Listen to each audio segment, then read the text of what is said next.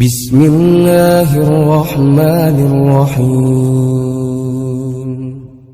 Dimanapun kita berada, maka bagaimana kita bisa meniti jalannya orang-orang yang selamat.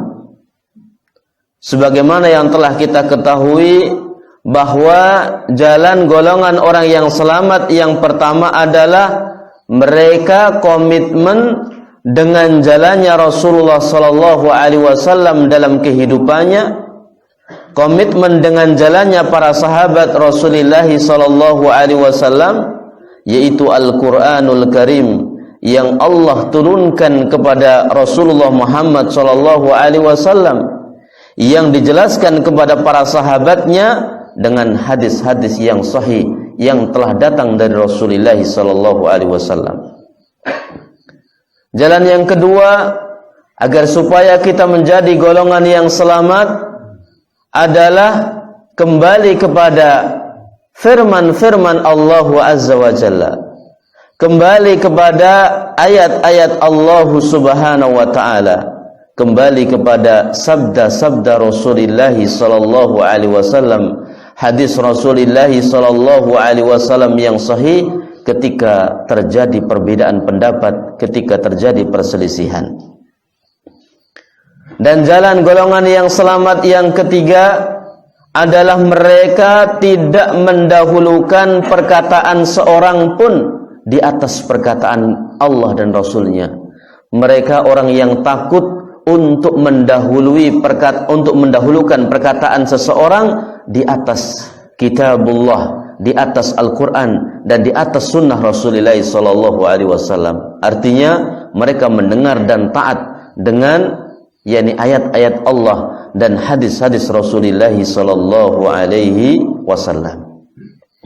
Kemudian yang keempat, al-firqatun najiyatu ta'tabiru tauhidah wa huwa ifradullahi bil ibadah wal isti'anah wa du'a waqta syiddati war raha wa dhabhi wan nadri wa tawakkuli wal hukmi bima anzalallah wa ghairi dhalika min anwa'il ibadah wal asasul ladzi tubna alaihi daulah al-islamiyah as-sahihah. Ya. Jadi golongan yang selamat adalah golongan yang memperhatikan tentang tauhid. Ya. Ciri khas diantaranya adalah mereka memperhatikan untuk mempelajari tauhid, untuk mengimani bab-bab tentang tauhid, mereka mengamalkan, mewujudkan tauhid, mereka memperjuangkan tauhid, mereka bersabar di atas jalan ini.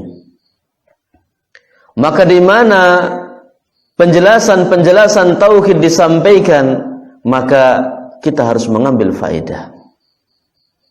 Dan tauhid adalah mengisahkan Allah di dalam beribadah, di dalam meminta pertolongan, di dalam berdoa, di waktu longgar, di waktu sulit ataupun di waktu longgar.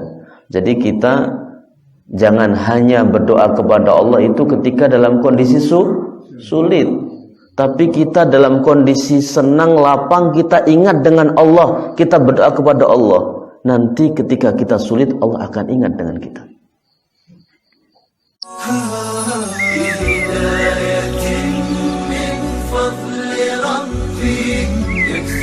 جمال ربوع قلبي يخضر